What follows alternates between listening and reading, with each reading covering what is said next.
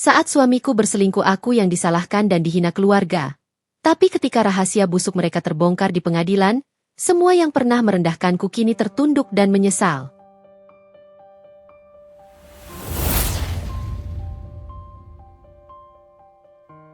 Pagi itu, sinar matahari menembus celah tirai kamar, menyapa lembut wajahku yang masih terpejam. Aku, Yuni, terbangun seperti biasa pukul 5 pagi. Sudah menjadi kebiasaanku menyiapkan sarapan untuk suamiku, Zaki, sebelum ia berangkat kerja. Kami menikah 5 tahun lalu, dan selama itu aku selalu berusaha menjalankan peranku sebaik mungkin. Menjadi istri yang sabar, rumah yang hangat, dan tempat ia pulang tanpa beban. Aroma nasi goreng yang baru saja kuangkat dari wajan memenuhi udara. Dapur kecil kami terasa nyaman, meski sederhana. Di meja makan, aku menata 2 piring, menyiapkan segelas teh hangat kesukaan Zaki, dan sepotong telur dadar yang kubentuk hati kecil di tengahnya. Hal kecil yang selalu membuatku senang setiap pagi. "Sayang, sudah bangun?" Aku berseru sambil melirik arah kamar. Tak ada jawaban. Mungkin dia masih tertidur, pikirku. Beberapa menit kemudian, suara langkah kakinya terdengar di lorong. Zaki keluar dengan kemeja kerja rapi, wajahnya tampak sedikit lelah. Matanya menatap jam dinding sebelum akhirnya duduk di kursi. "Sudah jam segini, Yun? Aku bisa telat meeting kalau nggak buru-buru," katanya tanpa menatapku. Aku tersenyum, menahan diri agar nada suaraku tetap lembut. "Makanya aku bangun lebih cepat, biar kamu sempat sarapan dulu." Ia meneguk teh tanpa komentar, hanya menatap ponselnya. Aku memperhatikan wajahnya, tampan, tapi dingin. Mungkin karena stres pekerjaan, atau mungkin aku terlalu berlebihan memikirkannya. Dulu, setiap pagi ia selalu bercanda, mengecup keningku sebelum berangkat. Sekarang, kebiasaannya itu hilang seiring kesibukannya meningkat. Aku duduk di depannya, mencoba membuka percakapan. "Zaki, nanti malam pulang cepat ya. Aku pengen masak sesuatu buat kita. Udah lama nggak makan bareng." Ia mengangkat pandangan sejenak, lalu kembali menatap layar ponsel. "Lihat nanti aja, Yun. Soalnya aku ada proyek baru, mungkin lembur." Aku mengangguk, berusaha memahami. Tapi jauh di dalam hati, ada perasaan aneh yang tak bisa kujelaskan. Kata lembur kini terdengar berbeda. Beberapa bulan terakhir, kata itu seperti menjadi tembok antara aku dan dia. Sebelum berangkat, ia berdiri dan merapikan jasnya. "Aku berangkat dulu," katanya singkat. Aku mendekat, mencoba tersenyum. "Hati-hati ya." Namun, ia sudah lebih dulu melangkah keluar. Tak ada pelukan, tak ada kecupan. Hanya suara pintu yang menutup pelan. Aku berdiri memandangi pintu itu cukup lama, menahan rasa sesak yang tiba-tiba menyeruak. Tapi aku menepis perasaan itu. Mungkin aku terlalu sensitif. Dia cuma capek. Batinku mencoba menenangkan diri. Setelah membereskan dapur, aku membuka ruang jahit kecil di samping rumah. Di sanalah aku menyalurkan waktuku, menerima pesanan baju dari tetangga sekitar. Mesin jahit tua peninggalan ibuku menjadi saksi betapa aku selalu mencoba mandiri. Meski Zaki pernah bilang, "Gak usah kerja keras, Yun. Aku cukup buat kita berdua." Namun aku tahu, aku tak bisa hanya menunggu. Menjahit membuatku merasa berguna, meski sekadar baju daster atau seragam sekolah anak tetangga. Sambil menjahit, pikiranku masih melayang pada Zaki. Aku tersenyum kecil setiap kali mengingat masa awal pernikahan kami. Dulu, kami berdua menempuh banyak kesulitan. Zaki hanya karyawan kontrak, aku masih belajar menyesuaikan diri sebagai istri. Kami sering makan mie instan berdua sambil tertawa, saling menyemangati untuk bertahan. Aku mencintai masa-masa itu, sederhana tapi hangat. Tidak ada gengsi, tidak ada jarak. Kini semuanya terasa berbeda. Rumah yang dulu penuh canda kini hanya diisi keheningan. Televisi menyala, tapi tak ada suara tawa kami lagi. Sore hari, aku duduk di teras sambil menyiram bunga. Angin membawa aroma tanah basah, menenangkan hati yang resah. Beberapa tetangga lewat dan menyapaku. "Yuni, suaminya rajin banget ya, lembur terus. Pasti lagi banyak rezeki tuh," kata Bu Marni sambil tersenyum. Aku membalas senyum itu, meski dalam hati terasa getir. "Iya, Bu. Doain aja semoga sehat terus. Saat matahari mulai turun, aku menyiapkan makan malam. Nasi hangat, sayur asem, dan ikan goreng kesukaan Zaki. Tapi jam terus bergulir. Pukul 8, 9, lalu 10 malam. Ponselku tak berdering, pesan yang kukirim tak dibalas. Akhirnya aku makan sendiri, dalam sunyi. Ketika jarum jam menunjukkan pukul 11, suara mobil berhenti di depan rumah. Aku segera berdiri dan membuka pintu. Zaki masuk dengan langkah tergesa. Wajahnya tampak cerah, bukan lelah seperti biasanya. "Kamu baru pulang?" tanyaku pelan. "Iya." "Ada rapat dadakan?" jawabnya cepat sambil membuka sepatu. "Rapat sampai jam 11 malam?"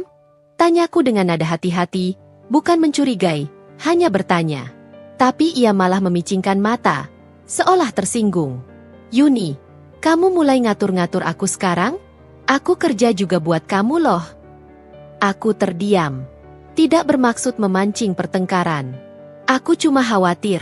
"Ki, jam segini." "Udah, aku capek." Ia langsung masuk kamar, meninggalkanku di ruang tamu dengan dada yang terasa sesak. Aku duduk lama di sofa. Air mataku jatuh tanpa kusadari. Aku tahu, cinta tak selalu indah. Tapi aku tidak pernah menyangka bahwa cinta yang dulu membuatku kuat kini justru membuatku rapuh. Keesokan harinya, saat menata cucian, aku menemukan sehelai sapu tangan di saku jas Zaki. Sapu tangan putih dengan inisial DD terjahit rapi di ujungnya. Aku menatap benda itu lama. Bau parfum asing yang lembut tercium samar. Jantungku berdetak kencang.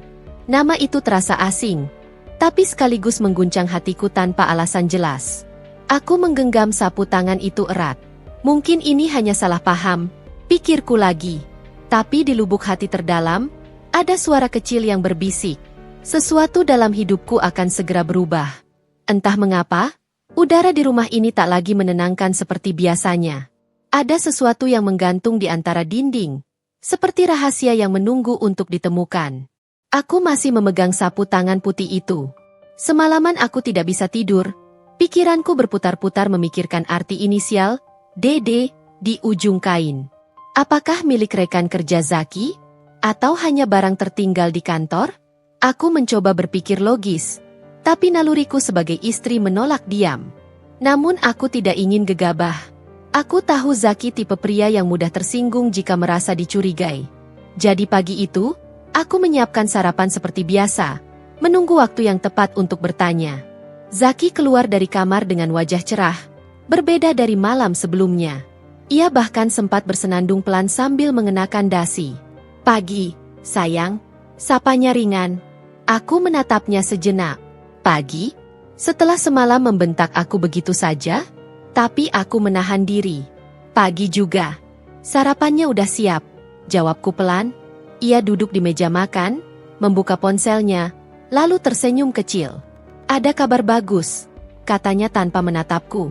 Aku pura-pura sibuk mengambilkan teh. "Kabar apa?" "Perusahaan dapat proyek besar, dan aku dipercaya langsung bantu kepala divisi. Katanya bakal sering lembur, tapi ini kesempatan bagus buat aku." Aku menatapnya sekilas. "Lembur lagi?" "Iya, Yun. Kamu harus ngerti. Ini demi masa depan kita juga." Nada suaranya tegas, seolah aku sedang menentangnya padahal aku hanya bertanya. Aku menunduk, menyembunyikan rasa kecewa yang mulai tumbuh. Sebelum berangkat, aku memberanikan diri. "Ki, kemarin aku nemu sapu tangan di jas kamu. Ada inisial DD. Itu punya siapa ya?" Zaki langsung menoleh cepat, ekspresinya berubah. "Oh, itu?" Ia tertawa kecil, tapi matanya tidak tersenyum. "Punya teman kantor, Dinda. Kayaknya ketinggalan waktu rapat." "Kenapa?" Aku menelan ludah. "Nggak apa-apa. Aku cuma takut itu penting." "Ya udah, jangan dibuang. Aku balikin nanti." Ia mengambil sapu tangan itu dari tanganku tanpa banyak bicara, lalu memasukkannya ke tas. Sekilas aku melihatnya menarik napas panjang, seperti menahan sesuatu. Dan untuk pertama kalinya, aku mendengar nama Dinda keluar dari mulutnya beberapa hari berlalu. Zaki benar-benar sering lembur. Kadang pulang lewat tengah malam, kadang tidak pulang sama sekali. Awalnya aku percaya. Sampai suatu malam aku menelepon kantornya karena khawatir. Tapi satpam yang mengangkat telepon mengatakan bahwa semua karyawan sudah pulang sejak jam 8. Aku menatap layar ponselku lama. Dadaku berdegup tak karuan. Aku ingin marah, tapi yang keluar hanya air mata. Aku mencoba menenangkan diri, mungkin dia pergi makan dengan rekan kerja. Tapi kenapa harus berbohong? Keesokan harinya, aku mengantar bekal ke kantornya tanpa memberitahu lebih dulu. Aku hanya ingin memberi kejutan. Namun saat sampai di lobi, aku melihat pemandangan yang membuat langkahku terhenti. Zaki berdiri di depan lift, tersenyum lebar sambil berbicara dengan seorang wanita cantik berambut panjang, Dinda. Mereka tampak akrab, terlalu akrab. Dinda menepuk bahunya, lalu tertawa kecil. Aku berdiri beberapa meter dari mereka, memegang kotak bekal erat-erat. Senyum di wajahku perlahan menghilang. Aku tak ingin berpikiran buruk. Tapi mata dan hatiku tidak bisa berbohong. Saat Zaki berbalik, ia terkejut melihatku. "Ye Yuni, ngapain kamu di sini?" Aku mencoba tersenyum, meski tenggorokanku tercekat. "Aku cuma nganter bekal. Kirain kamu belum makan." Dinda langsung menatapku. Senyum sopan tapi matanya menelusuri tubuhku dari atas ke bawah. Menilai, membandingkan, menghakimi dalam diam. "Oh, ini istri Mas Zaki? Cantik ya, Mas sering cerita loh," katanya dengan nada yang dibuat ramah tapi menusuk. Aku mengangguk kecil. "Terima kasih, Mbak." Zaki tampak gugup. "Udah, Yun, nanti aku makan. Kamu pulang dulu aja, ya. Aku masih ada meeting." "Meeting?" Aku menatap jam di dinding. Sekarang jam 12 lewat, kan jam istirahat. Zaki memalingkan wajah. "Ya, rapat kecil aja. Sebentar." Aku menatapnya sebentar, lalu menyerahkan kotak bekal itu. "Baik, jangan lupa makan." Aku melangkah pergi, berusaha menahan air mata sampai benar-benar keluar dari gedung. Malamnya, aku tak bisa tidur.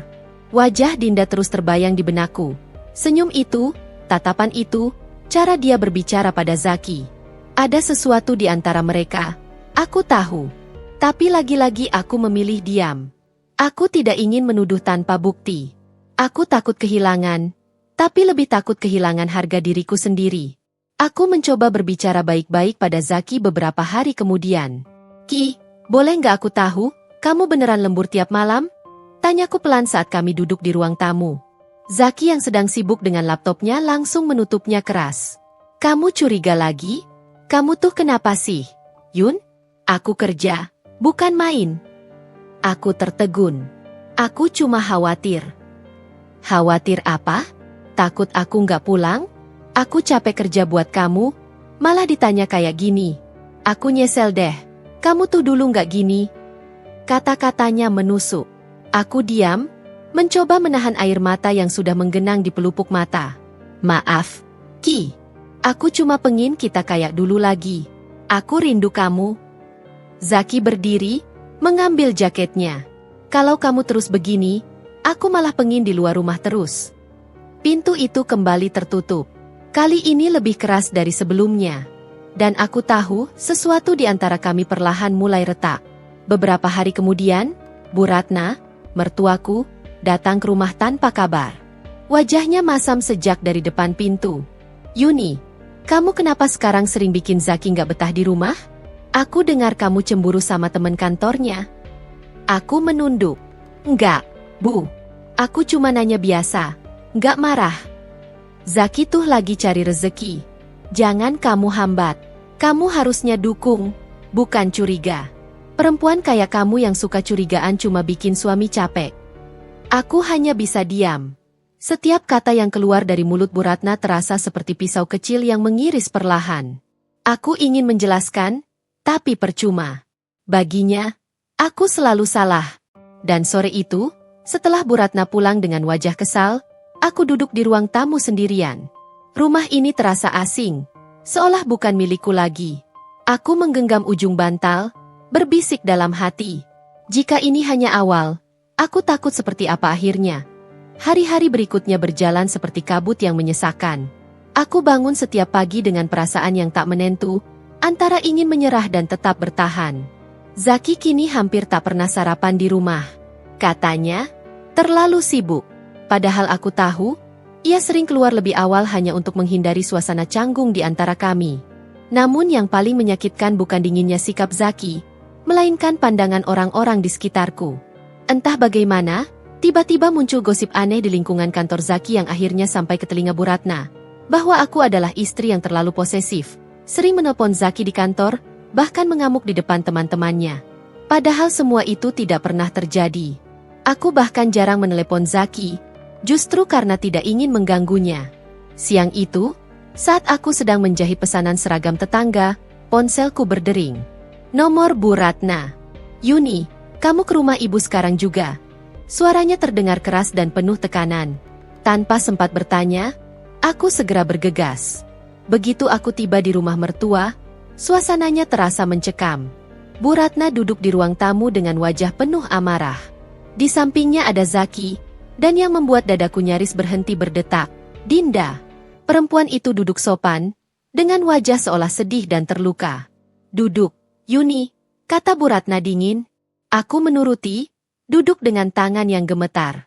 Sekarang kamu jelasin, apa maksudnya kamu kirim pesan seperti ini ke Dinda? Aku terbelalak. Di hadapanku, Bu Ratna melemparkan ponselnya ke meja. Di layar tampak tangkapan pesan WhatsApp, dari nomor yang mirip dengan nomorku, berisi kata-kata kasar dan ancaman. Jauhi suamiku atau aku akan buat hidupmu hancur. Aku tahu kamu perempuan murahan yang menggoda laki-laki orang. Aku terpaku. Apa ini? Bukan aku yang kirim, Bu. Sumpah demi Allah, bukan aku. Jangan ngelak, Yun. Zaki memotong cepat, nadanya tajam. Nomornya nomormu sendiri. Dinda udah nunjukin semua buktinya. Aku menatap Zaki dengan air mata mengalir tanpa sadar. Ki, aku nggak pernah nulis pesan seperti itu. Aku bahkan nggak punya nomor Dinda. Dinda langsung angkat bicara. Suaranya lembut tapi dibuat bergetar, penuh sandiwara. Mas Zaki, aku juga nggak mau ribut. Tapi pesannya nyakitin banget. Aku nggak pernah ganggu hubungan kalian. Aku cuma rekan kerja. Bu Ratna menatapku tajam. Yuni, ini bukti kalau kamu istri yang nggak tahu diri. Iri sama perempuan lain, malah bikin malu keluarga. Kalau kamu nggak bisa percaya sama suamimu, lepaskan aja dia. Hatiku runtuh mendengar kata-kata itu. Aku menatap Zaki, berharap ia akan membelaku, atau setidaknya menatap mataku dan tahu aku berkata jujur. Tapi tidak. Ia menunduk, kemudian berkata datar. Yuni, kamu sudah berubah. Aku nggak kenal lagi perempuan yang dulu sabar dan lembut. Aku benci lihat kamu seperti ini. Suara itu dingin, tajam, dan mematikan. Aku ingin berteriak, ingin menjelaskan semuanya, tapi lidahku keluh. Dinda menunduk seolah sedih. Padahal di balik helai rambut panjangnya aku bisa melihat ujung bibirnya sedikit terangkat, senyum kemenangan. Malamnya aku pulang dengan langkah lunglai. Dunia seperti berputar pelan tapi menyesakan. Aku membuka ponselku, memeriksa pesan-pesan yang dikirim dari nomorku ke Dinda. Tapi anehnya, tidak ada satupun pesan seperti itu di riwayatku. Artinya, pesan itu bisa saja hasil manipulasi. Namun siapa yang akan percaya padaku? Bu Ratna sudah yakin aku bersalah. Zaki pun tak mau mendengarkan penjelasanku. Keesokan harinya, aku memberanikan diri datang ke kantor Zaki. Aku hanya ingin menjelaskan dengan tenang, di depan semua orang, agar tidak ada salah paham. Tapi ketika aku tiba di sana, suasana berubah menjadi bisik-bisik aneh. Itu istrinya Pak Zaki.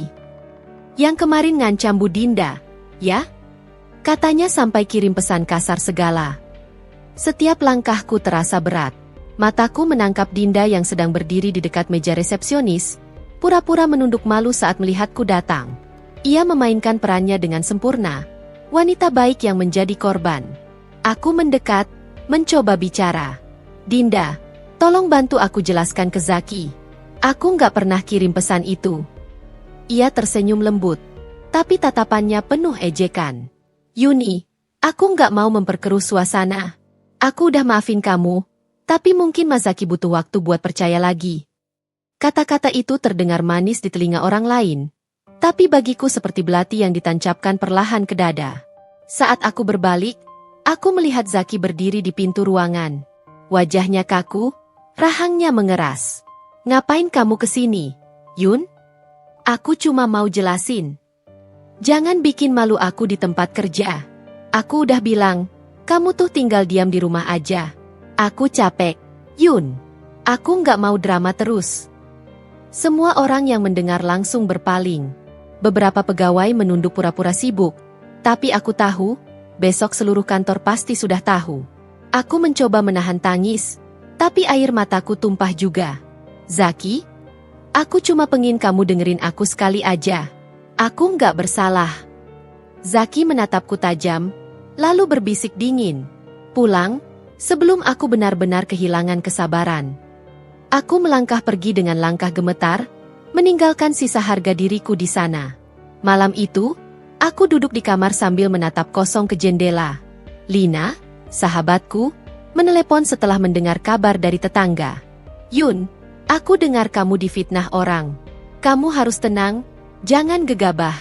Kadang kebenaran gak bisa langsung terbukti, tapi kamu harus kuat." Aku menutup wajah dengan kedua tangan. "Lin, aku capek. Semua orang nyalahin aku. Bahkan Zaki sendiri gak percaya. Kalau dia gak bisa percaya sama kamu, berarti bukan kamu yang salah, Yun, tapi dia yang buta." Kalimat itu sederhana, tapi menampar keras kesadaranku. Aku menatap bayangan sendiri di jendela. Air mataku masih mengalir, tapi di baliknya mulai tumbuh sesuatu yang lain. Bukan dendam, tapi luka yang perlahan mengeras menjadi tekad. Aku tidak akan berteriak, tidak akan memaksa mereka percaya. Waktu akan membuktikan siapa yang benar. Namun dalam hati kecilku, aku tahu, badai yang lebih besar sedang mendekat. Dan aku harus siap saat semuanya runtuh. Beberapa bulan setelah Zaki diterima di proyek barunya, kehidupanku perlahan terasa berbeda. Bukan karena kami menjadi lebih bahagia, justru karena ada jarak yang kian hari kian sulit aku pahami. Dulu, setiap pagi kami sarapan bersama. Aku menyiapkan kopi favoritnya, kopi hitam tanpa gula, sementara ia membaca koran atau sekadar mengobrol ringan tentang rencana hari ini. Tapi kini, setiap pagi yang kulalui hanya diisi oleh suara sendok beradu dengan piring. Zaki sering berangkat terburu-buru, bahkan tak jarang melewatkan sarapan dengan alasan meeting mendadak. Awalnya aku tak berpikir buruk. Aku tahu pekerjaannya memang sedang padat. Aku berusaha memahami, menenangkan diri dengan kalimat yang selalu kuucapkan dalam hati. Dia hanya lelah. Semua ini demi masa depan kami. Namun, seiring waktu, perubahan itu semakin nyata. Pulang semakin malam, komunikasi semakin jarang, bahkan kehangatan dalam tatapan matanya kini lenyap entah kemana. Suatu malam, aku menunggunya di ruang tamu hingga hampir tengah malam. Begitu mobilnya berhenti di depan rumah, aku segera berdiri dan pura-pura tersenyum seolah tak terjadi apa-apa. "Capek, ya? Mau ku buatin teh hangat?" tanyaku lembut. Zaki melepas sepatunya dengan wajah datar. "Enggak usah. Aku udah ngopi di luar," jawabnya singkat. Aku diam. Suaranya tak lagi hangat seperti dulu. "Zaki, aku cuma khawatir. Akhir-akhir ini kamu sering pulang larut," ucapku hati-hati. Dia menatapku sebentar, lalu menghela napas panjang. "Yun, aku kerja. Kamu harusnya ngerti itu." Aku menelan ludah. "Aku ngerti, tapi aku cuma pengen kamu cerita sedikit, supaya aku tahu kamu baik-baik aja. Jangan lebay, Yuni.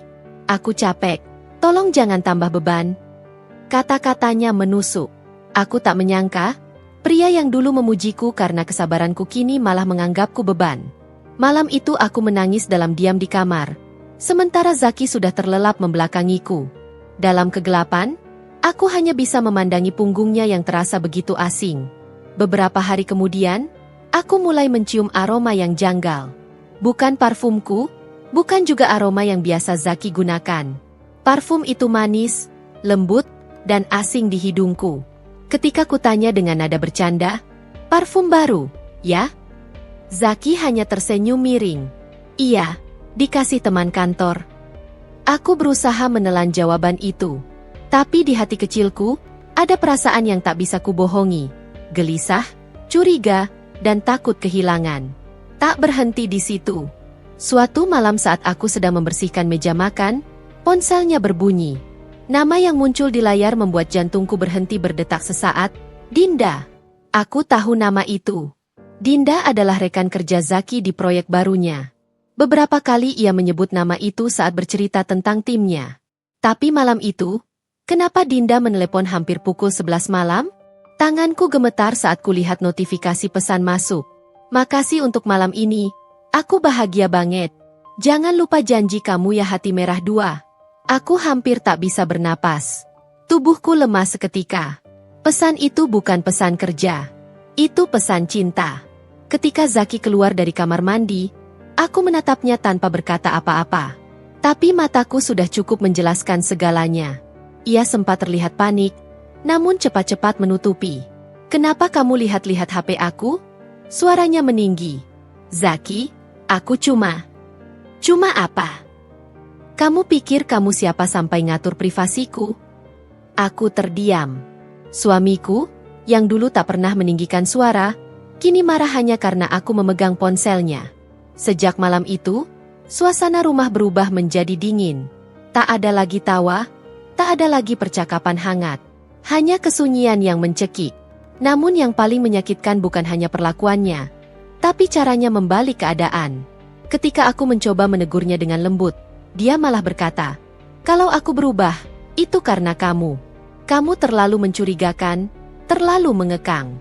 Aku butuh kebebasan." Seolah semua kesalahannya bisa dialihkan padaku. Seolah akulah penyebab kehancuran ini. Aku hanya bisa menangis dalam diam, sambil memeluk diriku sendiri di tepi ranjang yang terasa semakin luas, semakin kosong. Tapi di balik luka itu, satu hal mulai tumbuh di dalam hatiku, tekad. Jika memang aku disalahkan tanpa bukti, suatu hari kebenaran harus terungkap. Aku hanya belum tahu bagaimana, tapi aku tahu, Tuhan tidak akan diam melihat air mataku jatuh sia-sia. Hari-hari berikutnya seperti neraka bagiku. Aku tak lagi merasa punya tempat di rumahku sendiri. Zaki semakin jarang bicara, dan ketika ia bicara pun, selalu berujung pada pertengkaran. Aku mencoba menenangkan diri, meyakinkan hati bahwa badai ini pasti akan berlalu. Tapi ternyata, badai itu justru semakin menggila.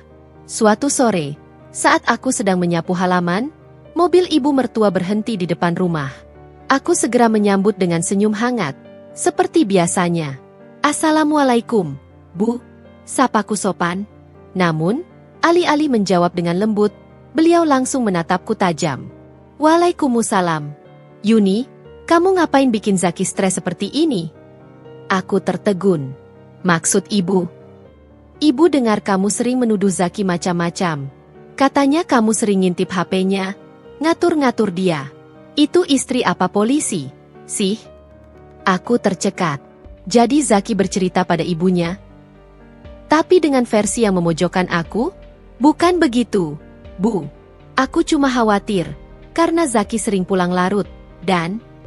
"Sudahlah," potongnya keras. "Lelaki kerja keras malah kamu curigai.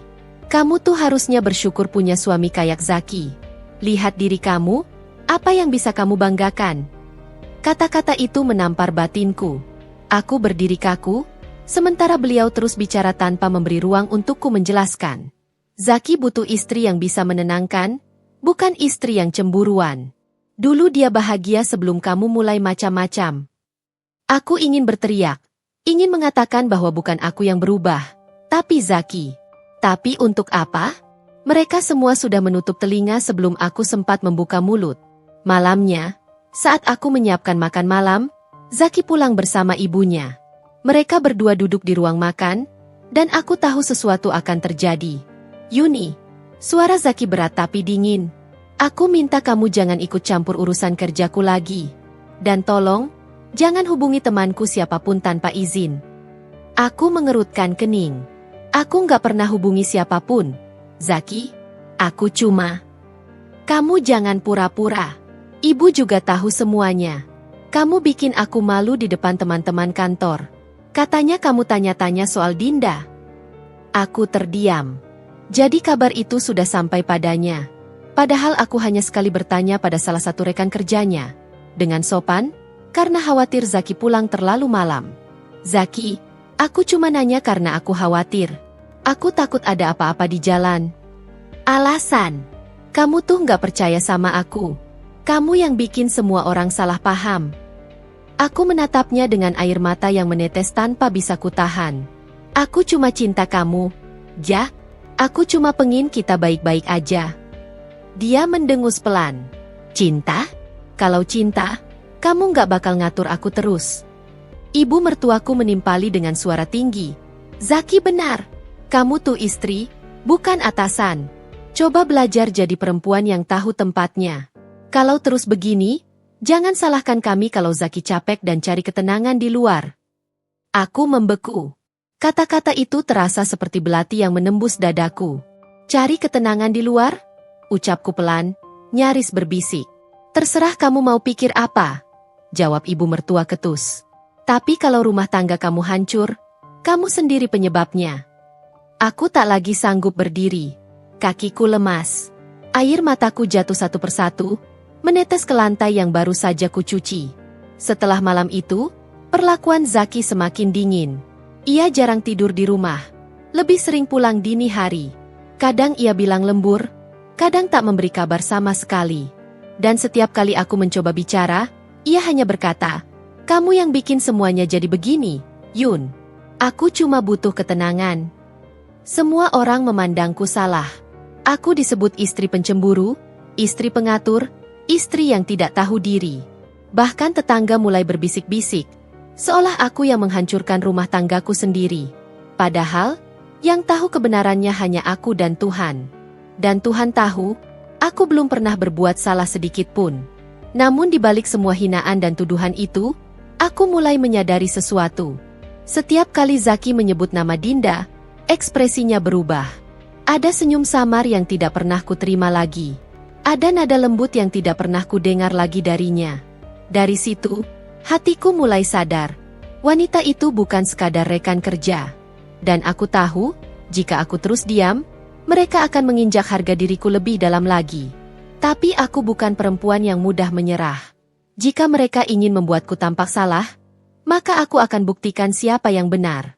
Aku hanya menunggu waktu yang tepat. Karena kebenaran, cepat atau lambat, pasti akan menemukan jalannya sendiri.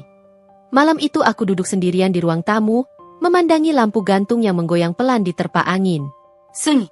Hanya detak jam dinding yang terdengar, menandai betapa lambat waktu berjalan ketika hati sedang terluka.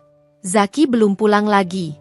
Sudah lewat tengah malam, tapi tak ada pesan, tak ada telepon, seolah aku tak lagi penting untuk diberi kabar. Aku ingin menanyakan di mana dia, tapi takut, karena setiap kali aku bertanya, jawabannya selalu sama, aku kerja, jangan cerewet. Namun malam itu, ada dorongan aneh di dalam diriku. Dorongan untuk berhenti percaya buta. Dorongan untuk tahu kebenaran yang selama ini ditutupi. Aku mengambil ponselku, membuka aplikasi media sosial, dan mengetik nama Dinda. Aku tahu nama lengkapnya dari profil kantor Zaki. Dan disitulah aku menemukannya. Akun dengan foto profil seorang perempuan berwajah manis, bibir merah muda, dan senyum yang tampak terlalu sempurna untuk tidak menyembunyikan sesuatu. Aku menggulir perlahan. Di sana, banyak foto dirinya di tempat-tempat yang tak asing bagiku. Restoran tempat aku dan Zaki sering makan dulu, kafe kecil di sudut kota yang punya dinding bata merah, bahkan villa tempat aku dan Zaki pernah berlibur di ulang tahun pernikahan kami yang ketiga. Namun, yang membuat darahku berdesir bukanlah tempat-tempat itu, melainkan detail kecil yang muncul di beberapa unggahannya. Jam tangan di meja, cangkir kopi hitam tanpa gula, jaket kulit hitam di sandaran kursi, semuanya milik Zaki. Tanganku bergetar saat menggulir lebih jauh. Sampai akhirnya aku menemukan foto yang membuat seluruh tubuhku kaku. Foto itu diunggah seminggu lalu. Dinda berpose di depan kaca, memakai gaun krem lembut. Tapi yang membuat dadaku berdebar adalah bayangan samar di belakangnya. Bayangan seorang pria yang mengenakan kemeja biru tua, kemeja yang kupilihkan sendiri untuk Zaki beberapa bulan lalu. Hatiku remuk. Aku tak bisa tidur malam itu. Pikiran terus berputar, mencari jawaban yang sebenarnya sudah jelas. Tapi aku tak ingin menuduh tanpa bukti. Aku butuh kepastian. Aku harus tahu kebenarannya. Langsung dari mulut mereka. Keesokan harinya, aku berpura-pura seperti biasa. Memasak, merapikan rumah, dan menyambut Zaki dengan senyum tipis saat ia berangkat kerja. Tapi begitu mobilnya melaju keluar, aku mengikuti dengan jarak aman menggunakan taksi online. Zaki berhenti di depan sebuah gedung perkantoran yang biasa ia datangi, tapi tak lama kemudian, aku melihatnya keluar lagi, bersama Dinda. Mereka berjalan berdampingan, tertawa pelan, dan Dinda menepuk bahunya dengan manja. Aku merasa seolah dunia berhenti berputar. Aku menyuruh sopir menghentikan mobil di ujung jalan dan memperhatikan dari jauh. Zaki tampak bahagia. Wajah yang dingin dan kaku di rumah, kini berubah hangat di depan wanita lain. Aku menunduk. Air mata jatuh membasahi punggung tanganku. Tapi bukan hanya sedih yang kurasakan. Ada amarah, ada luka, dan ada keinginan untuk membalas. Bukan dengan kebencian, tapi dengan kebenaran. Malamnya, ketika Zaki pulang, aku pura-pura lelah dan tidur lebih dulu. Tapi diam-diam, aku memasang aplikasi pelacak di ponselnya. Aku tahu itu salah, tapi aku sudah terlalu sering disalahkan tanpa pernah diberi kesempatan membela diri. 3 hari kemudian, aplikasi itu menunjukkan lokasi Zaki berhenti di sebuah apartemen. Aku tahu apartemen itu, tempat yang sama dengan salah satu foto Dinda. Aku pergi ke sana tanpa berpikir panjang. Saat tiba, aku melihat mobil Zaki di parkiran. Dengan langkah gemetar, aku naik ke lantai 3. Dan di depan pintu nomor 3A, aku mendengar suara tawa perempuan. Hatiku seolah berhenti berdetak. Aku tahu suara itu. Aku mengetuk pintu. Tak ada jawaban. Aku mengetuk lagi, lebih keras. Sampai akhirnya pintu terbuka. Dinda berdiri di sana dengan wajah terkejut, mengenakan pakaian santai. Di belakangnya, Zaki muncul, matanya membesar melihatku. "Ye Yuni, ngapain kamu di sini?" Suaranya terbata. Aku menatap mereka bergantian. Pertanyaan itu harusnya aku yang tanya. "Zaki, kamu ngapain di sini?" Dinda menunduk pura-pura polos, tapi aku melihat rasa panik di matanya. "Ini nggak seperti yang kamu pikir," kata Zaki cepat. Aku tersenyum tipis, menahan air mata yang nyaris tumpah. "Lalu jelaskan padaku, apa yang harus kupikirkan saat melihat suamiku di apartemen wanita lain, malam-malam begini?" Tak ada jawaban. Hanya keheningan yang membuat semua terasa nyata. Zaki tak sanggup menatapku. Dinda pura-pura sibuk membenarkan rambutnya. Akhirnya aku berkata pelan, "Terima kasih, Zaki. Sekarang aku tahu siapa yang sebenarnya salah dalam rumah tangga ini." Aku berbalik meninggalkan mereka tanpa menoleh lagi. Tapi dalam hati, aku bersumpah, mereka akan menyesal. Karena setelah semua penghinaan dan tuduhan, aku akan membuat kebenaran berdiri di pihakku, dengan bukti yang tak bisa mereka bantah. Dan untuk itu, aku akan menyiapkan langkahku dengan sangat hati-hati. Sejak malam di apartemen itu, aku tak lagi menjadi Yuni yang sama. Aku berhenti menangis. Hatiku sudah terlalu lelah untuk menampung luka. Yang tersisa hanyalah tekad. Tekad untuk menegakkan kebenaran yang selama ini diinjak-injak oleh orang yang seharusnya melindungiku. Zaki tak menyangka aku akan diam. Mungkin ia pikir aku akan menangis lagi, memohon, atau berlutut seperti biasanya. Tapi pagi itu, saat ia pulang dengan wajah lelah dan aroma parfum wanita lain masih menempel di bajunya, aku hanya menatapnya tanpa sepatah kata. "Yun, kamu nggak marah?" tanyanya hati-hati. Aku menatapnya datar. "Untuk apa marah, Zaki? Aku cuma belajar menerima kenyataan." Ia mengerutkan kening. "Kenyataan apa maksud kamu?" Aku tersenyum dingin. Bahwa ternyata aku menikah dengan orang yang pandai berbohong. Zaki terdiam, tapi aku tak memberinya kesempatan bicara. Aku berjalan ke kamar dan menutup pintu pelan. Dalam diam, aku mulai menyiapkan langkahku. Beberapa hari kemudian, aku menemui sahabatku, Rara, yang bekerja sebagai staf administrasi di kantor tempat Zaki dan Dinda bekerja. Aku menceritakan sebagian besar kisahku, tanpa air mata. Hanya dengan suara tenang yang membuat Rara memandangku dengan iba. "Yun, kamu yakin mau ngelakuin ini?" Aku mengangguk mantap. Aku nggak mau balas dendam. Aku cuma mau kebenaran keluar, biar semua orang tahu siapa yang selama ini mereka salahkan. Dengan bantuan Rara, aku mulai mengumpulkan bukti. Laporan lembur fiktif, tanda tangan manipulatif, dan pesan-pesan pribadi antara Zaki dan Dinda yang disimpan dalam sistem email kantor. Hari-hari berikutnya aku jalani dengan hati-hati. Aku pura-pura sibuk di rumah, tapi setiap kali Zaki keluar, aku menyalin data dari ponselnya ke laptopku. Semua percakapan, foto, dan panggilan tersimpan rapi. Dan semakin aku menggali, semakin jelas hubungan mereka. Mereka bukan sekadar berselingkuh. Mereka sudah merencanakan masa depan bersama. Ada pesan yang membuat dadaku sesak. Dinda, aku nggak sabar nunggu kamu bebas dari Yuni. Rasanya pengin cepet nikah aja. Zaki, sabar, sayang. Semua cuma soal waktu. Aku bakal buat dia yang minta cerai duluan. Kalimat itu membuat tanganku bergetar. Jadi, selama ini semua perlakuan dingin Zaki, semua tuduhan dan tekanan dari keluarganya, itu bagian dari rencana? Rencana untuk membuatku menyerah dan pergi? Aku menatap layar laptop itu lama sekali. Hening. Lalu perlahan, aku tersenyum. Baiklah, Zaki, kalau itu yang kamu mau, aku akan pastikan kamu menyesal karena pernah meremehkanku. Hari demi hari berlalu. Zaki semakin berani. Ia tak lagi menutupi hubungan dengan Dinda. Mereka mulai datang ke kantor bersama, makan siang berdua di tempat umum, bahkan sesekali mengunggah foto dengan caption yang hanya bisa dimengerti oleh mereka berdua.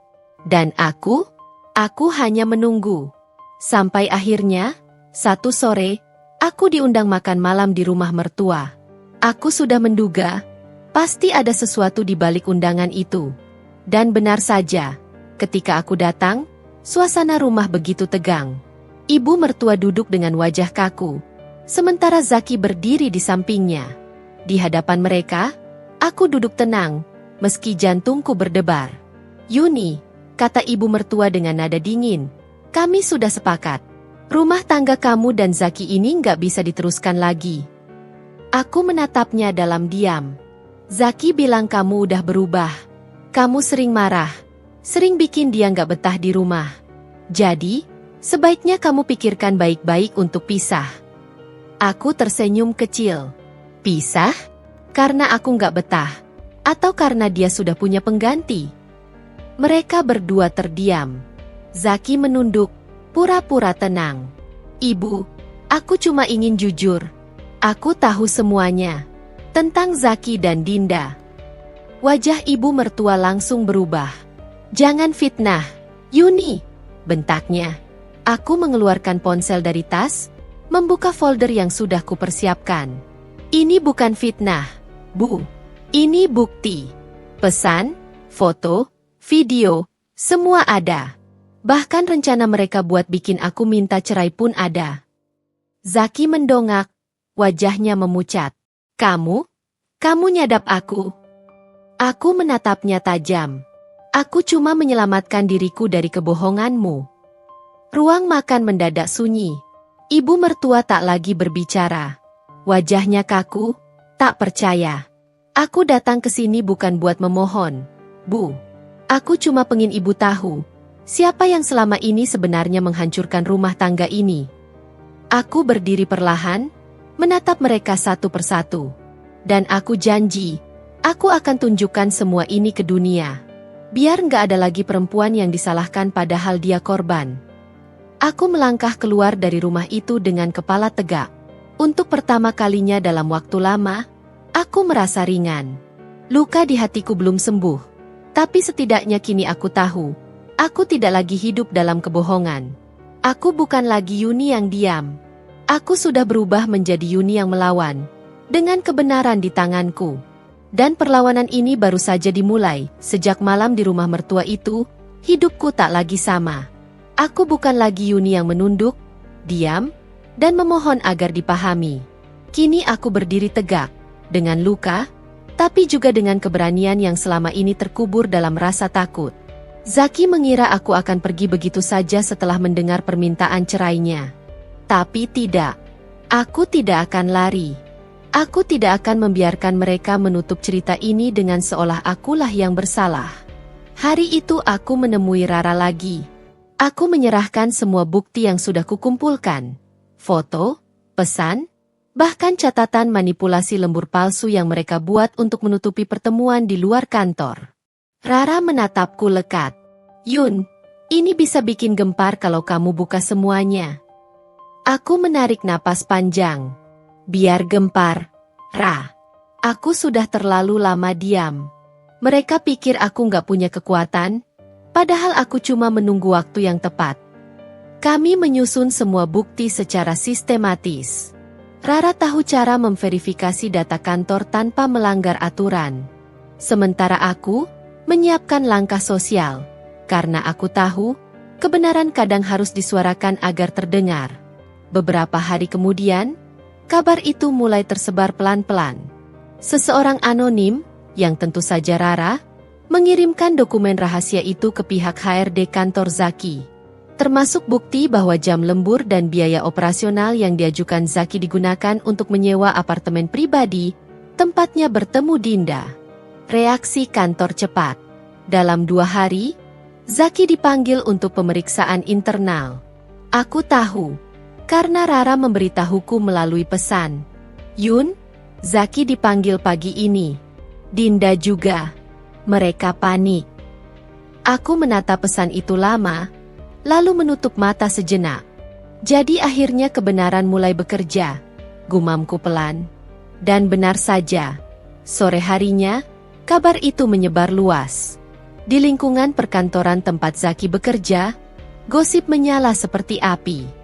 Orang-orang membicarakan hubungan gelap antara atasan dan bawahan yang menyalahgunakan fasilitas kantor. Nama Zaki dan Dinda disebut di setiap bisik-bisik. Dinda panik.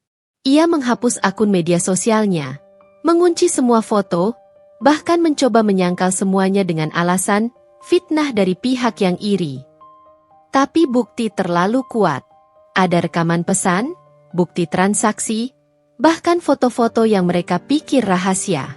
Sementara itu, Zaki pulang ke rumah dengan wajah kusam, seperti orang kehilangan arah. Begitu pintu dibuka, ia langsung berkata dengan nada tinggi, "Kamu yang nyebarin, kan? Kamu yang bikin aku dipecat." Aku menatapnya tenang. "Aku nggak nyebarin apapun, Zaki. Aku cuma kasih tahu yang sebenarnya ke orang yang berhak tahu." "Yuni, kamu hancurin hidup aku." Aku tersenyum miris. "Kamu yang hancurin hidupmu sendiri. Aku cuma buka topengnya." Ia memukul meja, membuat vas bunga jatuh dan pecah. Tapi aku tak lagi takut. Aku berdiri menghadangnya. "Kamu bisa marah sepuasnya, Zaki. Tapi jangan lupa, semua ini karena kamu pilih untuk mengkhianati. Kamu lupa, setiap kebohongan punya batas waktu." Ia menatapku dengan mata merah, lalu berteriak keras, "Aku nyesel nikah sama kamu." Aku menatap balik tanpa gentar. "Bagus, karena aku juga nyesel pernah mencintai orang sepertimu." Zaki diam. Untuk pertama kalinya, aku melihat wajahnya benar-benar kehilangan wibawa. Pria yang dulu kukagumi kini hanya bayangan dari dirinya sendiri, terpojok oleh perbuatannya. Beberapa hari kemudian, kabar pemecatan Zaki resmi diumumkan. Dinda pun ikut dikeluarkan karena terbukti melanggar etika kerja. Dunia mereka runtuh dalam sekejap. Sementara aku, perlahan mulai mendapatkan keadilan. Orang-orang yang dulu menatapku dengan sinis, kini mulai berubah. Bahkan ibu mertua datang ke rumah dengan wajah yang tak lagi semarah dulu. "Yuni?" Suaranya pelan, hampir bergetar. "Ibu, gak tahu kalau semuanya begini. Ibu minta maaf." Aku menatapnya lama. Dalam diriku, masih ada luka yang sulit disembuhkan. Tapi aku tahu, maaf bukan untuk mereka, melainkan untuk diriku sendiri. "Ibu gak perlu minta maaf," ucapku tenang. "Saya sudah ikhlas. Tapi mulai sekarang, biarkan saya hidup dengan cara saya sendiri." Beliau mengangguk pelan, menunduk, lalu meninggalkan rumah dengan mata berkaca-kaca. Hari-hari berikutnya, kabar perselingkuhan itu semakin luas. Beberapa media lokal bahkan sempat menyinggungnya sebagai kasus moral di lingkungan kerja. Nama Zaki tercoreng, dan Dinda menjadi bahan pembicaraan di kalangan rekan-rekan lama. Aku tidak gembira melihat mereka jatuh. Tidak sama sekali. Tapi ada rasa lega. Lega karena akhirnya dunia tahu bahwa aku tidak gila, tidak cemburu buta, tidak menghancurkan rumah tangga sendiri. Aku hanya istri yang memperjuangkan kebenaran. Dan meski luka ini masih dalam, aku tahu satu hal, aku sudah menang. Bukan karena aku berhasil membalas, tapi karena aku mampu berdiri tegak saat semua orang berusaha menjatuhkanku. Namun aku belum selesai. Masih ada satu langkah lagi yang harus kulakukan. Membuktikan di hadapan hukum dan publik bahwa kebenaran ini tidak berhenti di gosip. Bahwa harga diriku pantas untuk dipulihkan sepenuhnya. Karena bagiku, keadilan bukan hanya soal siapa yang salah, tapi tentang siapa yang berani melawan saat semua orang membungkamnya. Dan aku akan melawan sampai akhir hari itu. Langit tampak kelabu, seolah ikut menahan napas untuk apa yang akan terjadi. Aku berdiri di depan gedung pengadilan negeri dengan dada berdebar, mengenakan kebaya sederhana warna krem dan jilbab polos. Di tangan, kugenggam map berisi berkas gugatan yang sudah kupersiapkan bersama kuasa hukumnya Rara bantu susun. Bukan perkara mudah bagiku untuk sampai di titik ini. Aku bukan tipe wanita yang suka mempermalukan orang, apalagi suami sendiri. Tapi semua ini bukan tentang dendam lagi. Ini tentang harga diriku yang diinjak, nama baikku yang dicemarkan, dan kebenaran yang mereka tutupi.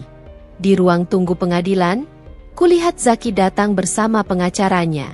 Wajahnya tampak lebih tua dari terakhir kali kulihat.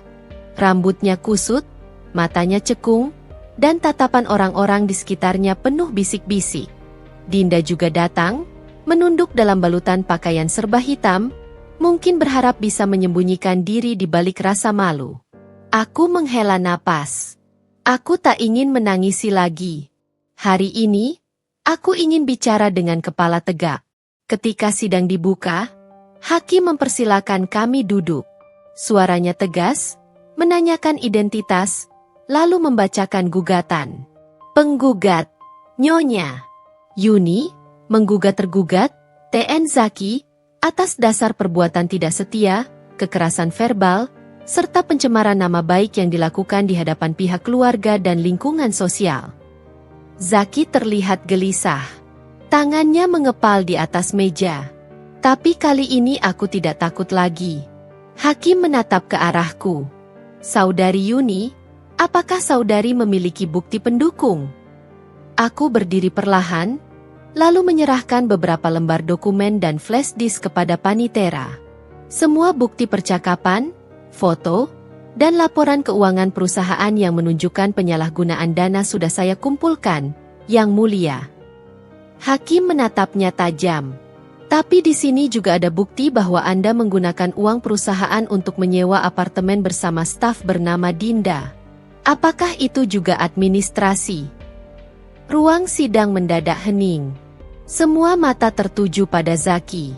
Dinda tampak pucat, menggigit bibir bawahnya. Aku bisa mendengar bisik-bisik pelan di antara para hadirin. Zaki mencoba menenangkan diri. Saya hanya butuh tempat untuk istirahat. Tidak ada hubungan khusus. Namun saat itu, hakim mengetuk palu pelan.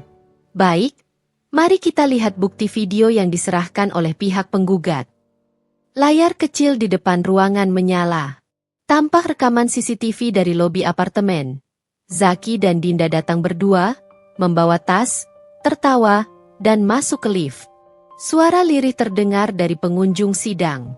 Zaki menunduk, wajahnya merah padam. Dinda gemetar, air mata mulai jatuh di pipinya. Dan aku hanya duduk diam, menatap layar itu dengan hati yang akhirnya lega. Cukup jelas, bukan? Ucap hakim tenang. Lalu ia menatap ke arahku.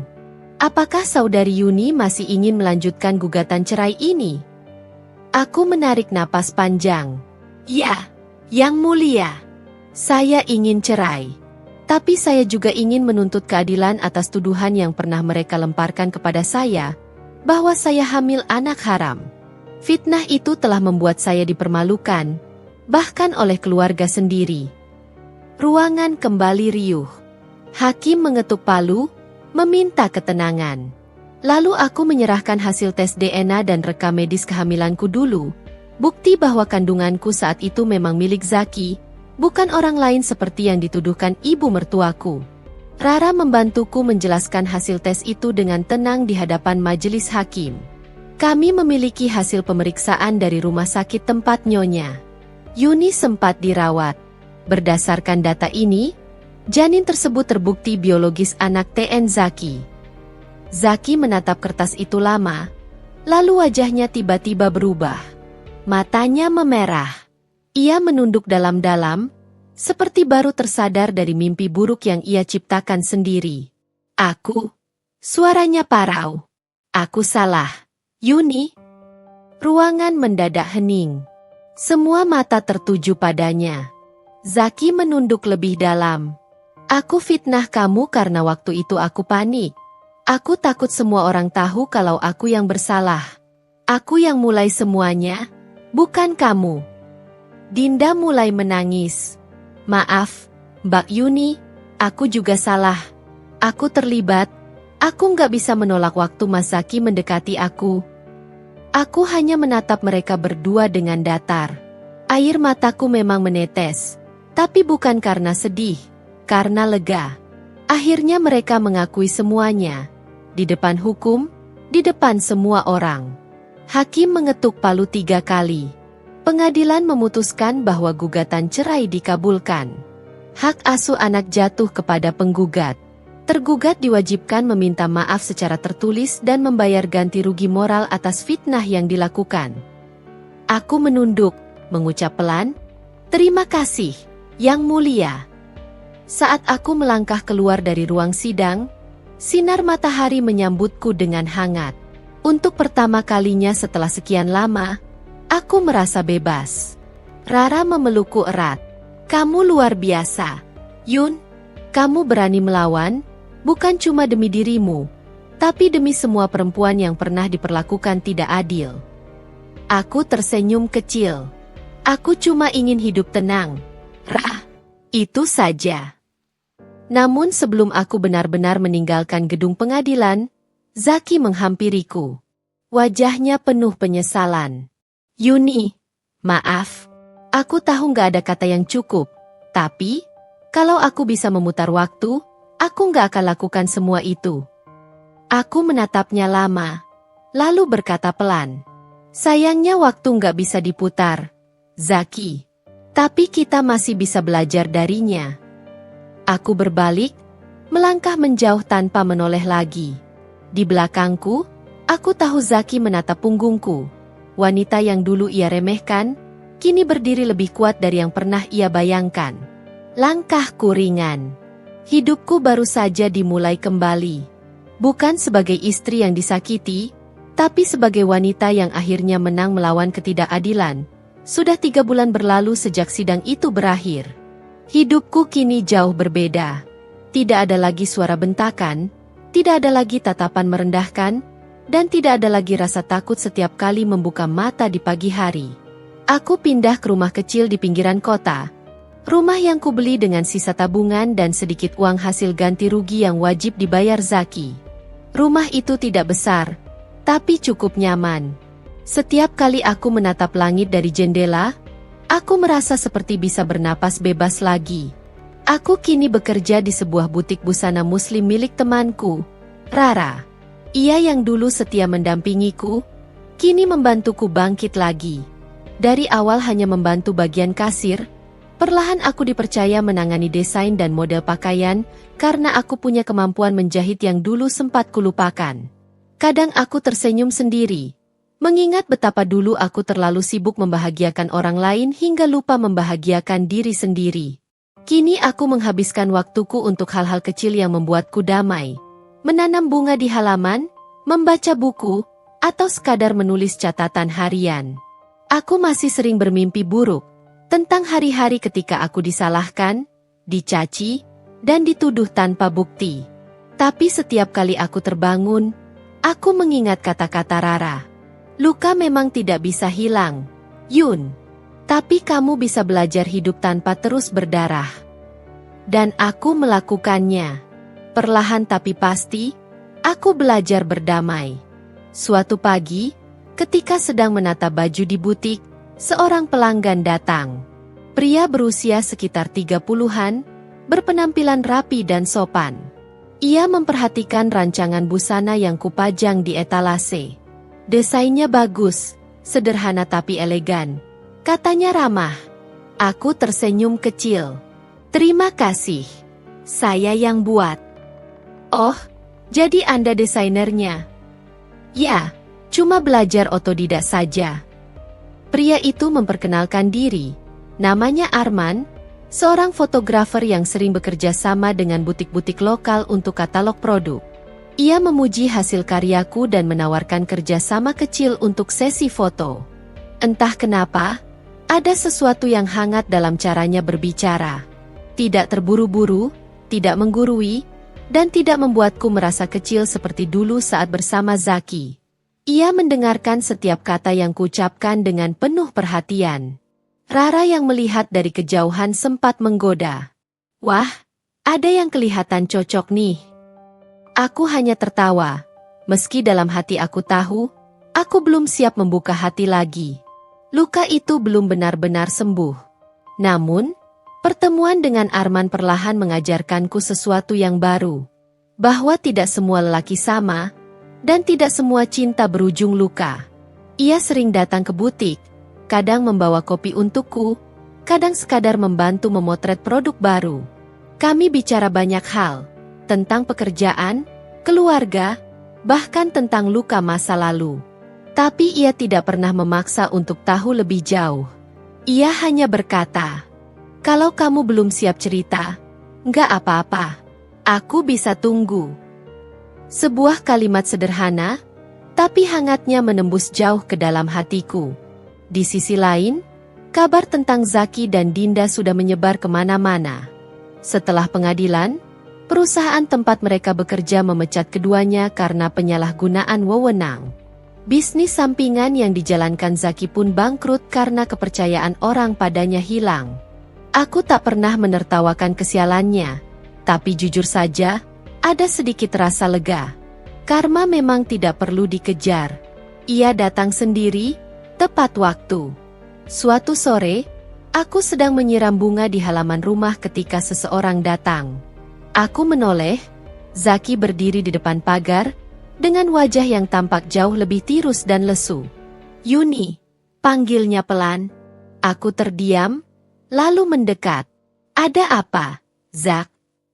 Dia menunduk lama sebelum akhirnya berkata, aku cuma mau bilang, terima kasih. Karena kamu dulu nggak balas dendam. Karena kamu biarin aku belajar dari kesalahanku sendiri. Aku hanya mengangguk pelan. Aku juga mau minta maaf sekali lagi, Yun, untuk semuanya. Aku menatapnya dalam diam. Tidak ada lagi marah di hatiku, hanya sisa kenangan yang kini terasa hambar. Zaki, kataku lembut, aku udah maafin kamu. Tapi maaf nggak selalu berarti kita bisa kembali. Aku udah berdamai, bukan untuk kamu, tapi untuk diriku sendiri. Dia menatapku lama, lalu tersenyum kecil. Kamu kelihatan bahagia sekarang. Aku mengangguk. Ya, karena aku akhirnya tahu arti bahagia itu bukan tentang siapa yang bersamaku, tapi tentang siapa aku sebenarnya. Zaki pamit dengan langkah berat, meninggalkanku dengan perasaan yang ringan. Tidak ada lagi beban, tidak ada lagi bayangan masa lalu yang mengikat. Malam itu aku duduk di teras, memandangi bintang. Rara mengirim pesan, mengajakku makan malam bersama tim butik. Aku tersenyum, mengetik balasan singkat. Dan entah kenapa, aku juga menerima pesan dari Arman. Kalau kamu sempat, aku ingin tunjukin hasil foto katalog yang kamu desain. Mungkin kamu mau lihat. Aku mengetik balik. Boleh. Tapi jangan lupa bawa kopi seperti biasa. Untuk pertama kalinya dalam waktu lama, aku tersenyum bukan karena harus kuat, tapi karena aku benar-benar bahagia. Aku sadar kini, dari semua hal yang hilang dariku, yang paling berharga bukan Zaki, bukan pernikahan itu, tapi diriku sendiri, yang dulu sempat hancur, tapi akhirnya mampu berdiri lagi dengan kepala tegak. Dan malam itu, di bawah cahaya bulan yang tenang, aku berbisik pada diriku sendiri. Terima kasih, Yuni, karena kamu tidak menyerah. 1 tahun sudah berlalu sejak aku resmi bercerai dengan Zaki. Rasanya seperti mimpi. Dulu aku hampir kehilangan segalanya. Harga diri, kepercayaan, bahkan jati diriku sendiri. Tapi kini, aku berdiri di atas kakiku sendiri, bukan sebagai istri seseorang, melainkan sebagai Yuni, perempuan yang telah belajar dari luka. Butikku berkembang pesat. Rara dan aku membuka cabang baru di pusat kota. Banyak pelanggan datang, bukan hanya karena desainku, tapi juga karena cerita di balik setiap jahitan busana yang kubuat. Aku sering menulis pesan kecil di label baju. Dari wanita untuk wanita, agar kamu tahu, kamu cukup berharga untuk dicintai tanpa disakiti. Pesan itu menjadi ciri khas butik kami, dan entah bagaimana, banyak pelanggan yang terharu membacanya. Ada yang bilang pesan itu membuat mereka merasa kuat lagi setelah perceraian, ada juga yang bilang mereka terinspirasi untuk tidak lagi bertahan dalam hubungan yang merusak. Hari ini butik kami mengadakan acara kecil, pameran busana bertema, Bangkit dari Luka. Ruang pamer penuh dengan senyum dan tawa. Aku berdiri di panggung kecil, menggenggam mikrofon dengan tangan bergetar.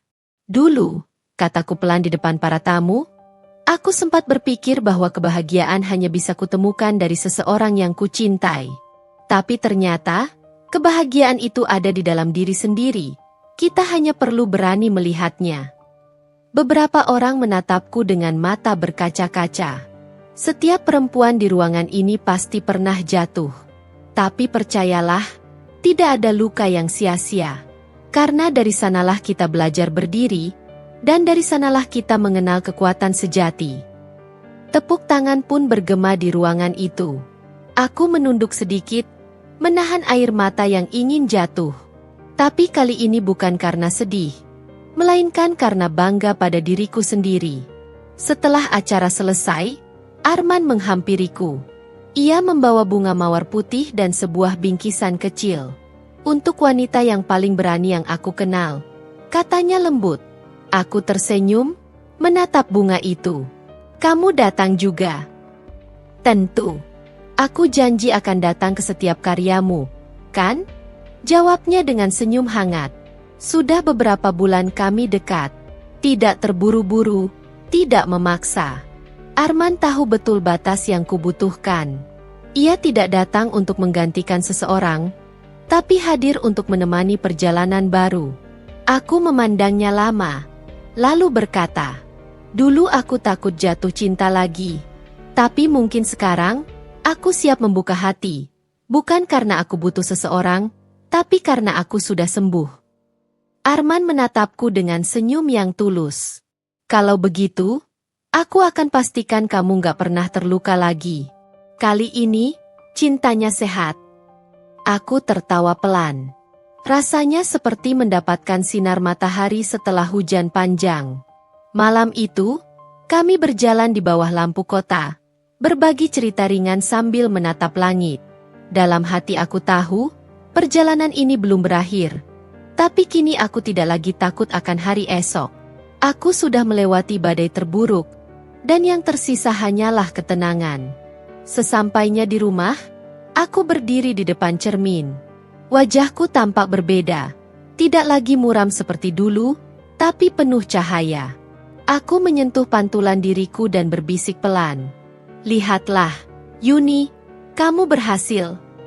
Aku menulis satu kalimat terakhir di buku harianku malam itu.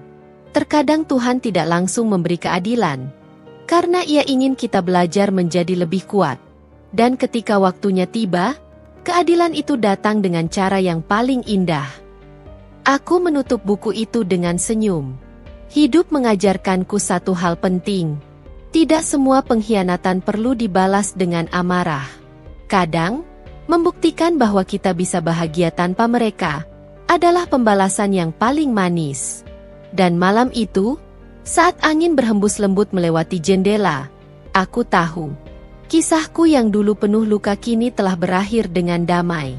Aku tak lagi wanita yang disalahkan, bukan lagi korban fitnah. Aku adalah Yuni, perempuan yang memilih berdiri, memaafkan, dan melanjutkan hidup dengan kepala tegak.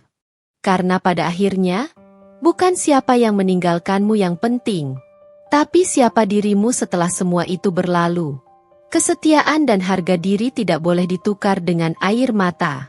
Cinta yang sehat tidak membuatmu merasa kecil, tidak membuatmu ragu akan dirimu sendiri. Jika kamu sedang berada di posisi seperti Yuni, jangan takut untuk pergi, jangan takut untuk bangkit. Kadang kehilangan seseorang justru adalah awal untuk menemukan dirimu yang sebenarnya.